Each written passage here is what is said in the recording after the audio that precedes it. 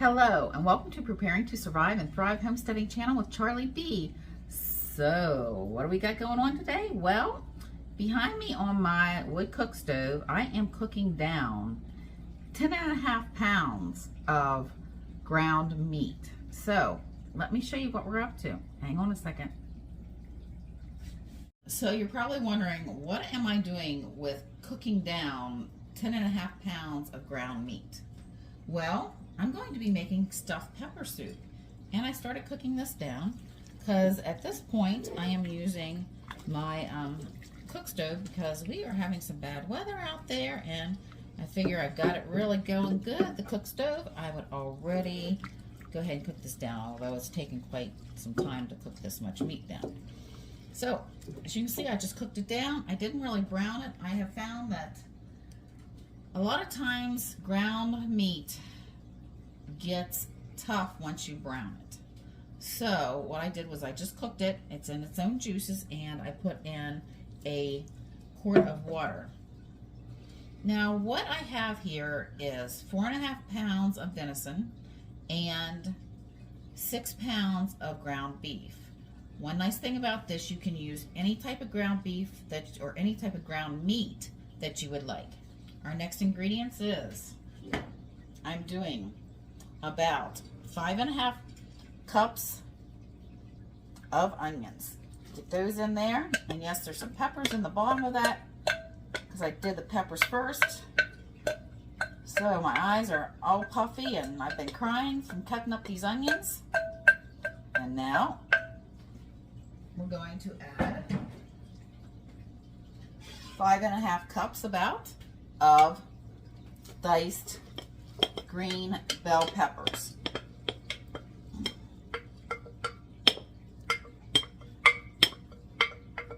Just gonna let this cook down a little bit. Get it all mixed in.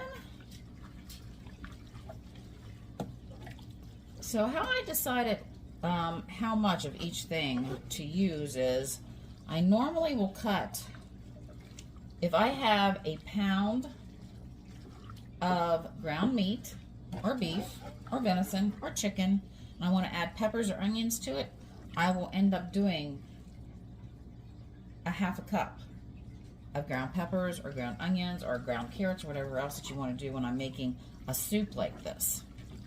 So here's the start of our stuffed pepper soup.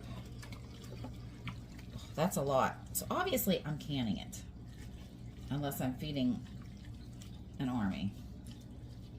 So we're going to let this cook for just a little bit, and then we'll start adding other ingredients in here. Put the lid on.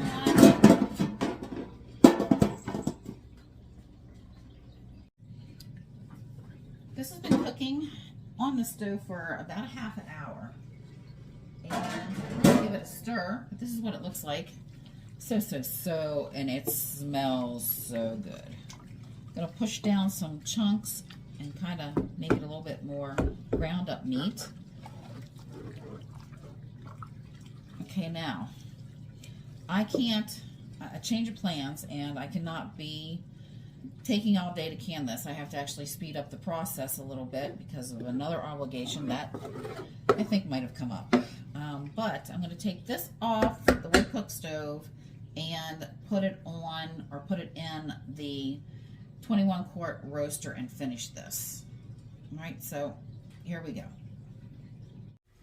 Okay, so taking the lid off, we've got it out here now.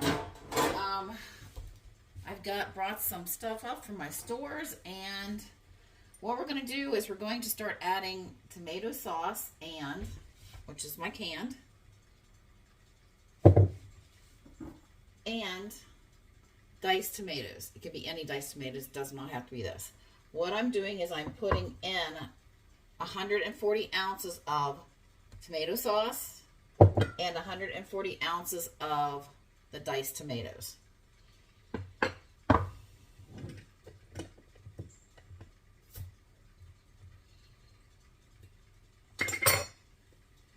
So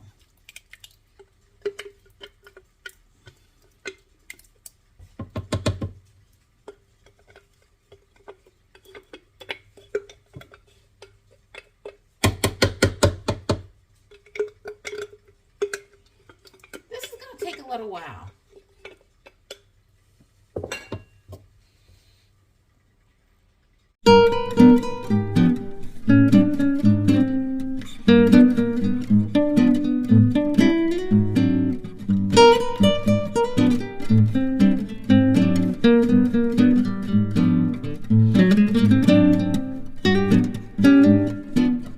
Okay, we have all those in, and I'm stirring it up, and it looks really thick, doesn't it?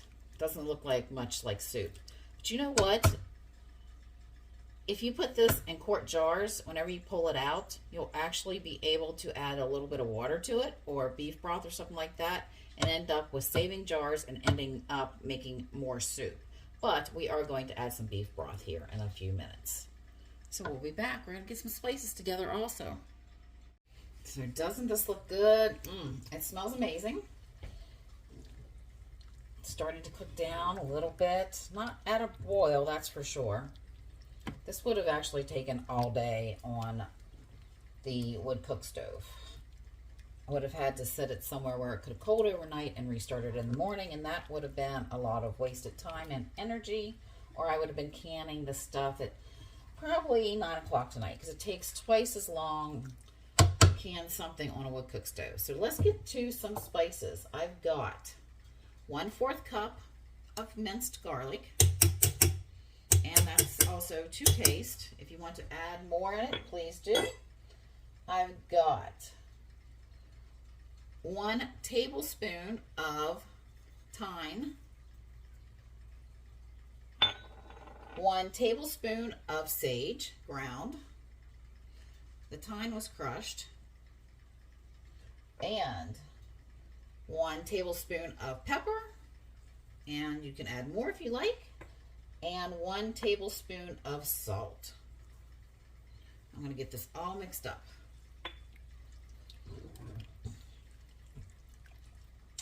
So this is very cannibal right now. You can add some beef broth to this and go from there. Okay, now I'm going to come back and we're going to talk about something here the way I can. And not everybody's going to approve, but we'll come back. Okay, so just hear me out. Don't delete me. But subscribe and listen to more. Also, give me a like. Okay, so let's get some rice cooking. Well, we've cooked this. I made my rice. Now, I'm going to tell you what I'm about to do is not considered USDA accepted canning principles, because the things that they have tested, one of those things are not rice. Now, if you must follow and you do not feel comfortable with adding rice to this, stop. Just put in about 5 cups of broth, maybe 6 cups of broth if you're in something this big, or do it about 1/2 cup of broth per pound of meat. Okay, so now, with that being said, do what you are comfortable with. I'm going to start adding rice in. I am going to attempt to put in 1 cup per pound of meat. So that means I have a total of 11.5 or 10.5 cups of rice. Some people will say, well, that will soak up all liquid. It will soak up a little bit, but it won't soak up much because I made the rice according to the directions. For every cup of rice I put in 2 cups of actually broth, not water this time. So there was my first 8 cups. Now, I've done this many times, and it's worked out perfectly fine. It's set on my shelf for a good 18 months, depending on how much I made. And now I do cook the rice completely. Ooh, making a mess. So with it being done, it won't soak up that much more water. And if your jars look like all the water's gone or the liquid's gone when you get done, you can actually add some broth too when you go to cook it, or you can add just plain water, whatever works for you.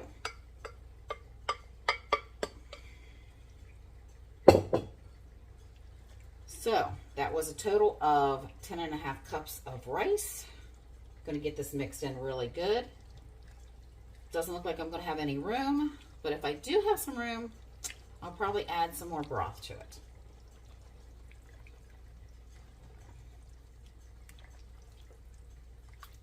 It's going to take a little while to get this mixed in, and we will be back.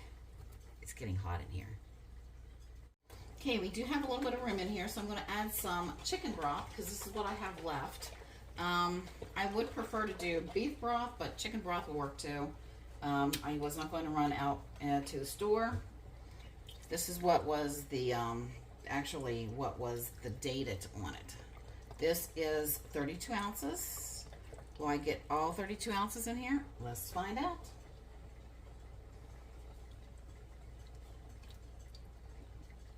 Now remember, it's going to have some really good flavor because I cooked this rice in with the beef broth. And if you decide to not put the rice in here and stop at the point that I did, come back and watch the canning process. I actually ended up cooking it in 2 things of beef broth and 1 container, 32 ounces of chicken broth. So I ended up with just a 32 ounce, which is technically 4 cups of the chicken broth.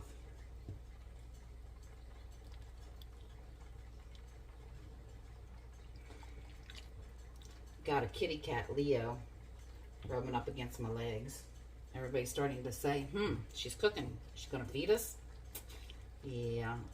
Why I'm doing this, if I find any really big chunks of meat, I'm also kind of pushing them apart.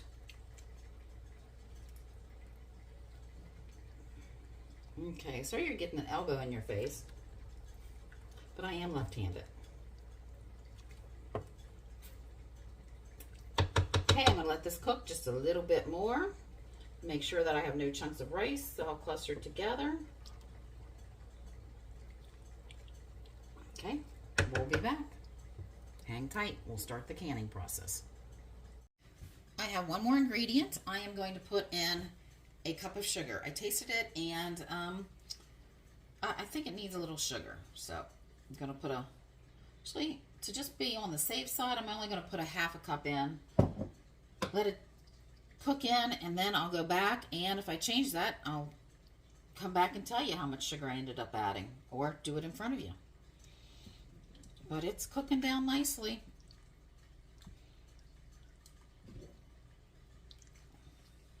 We'll be back. Well, you have my recipe for my huge 21 quart container for stuffed pepper soup. So now all you have to do is make it.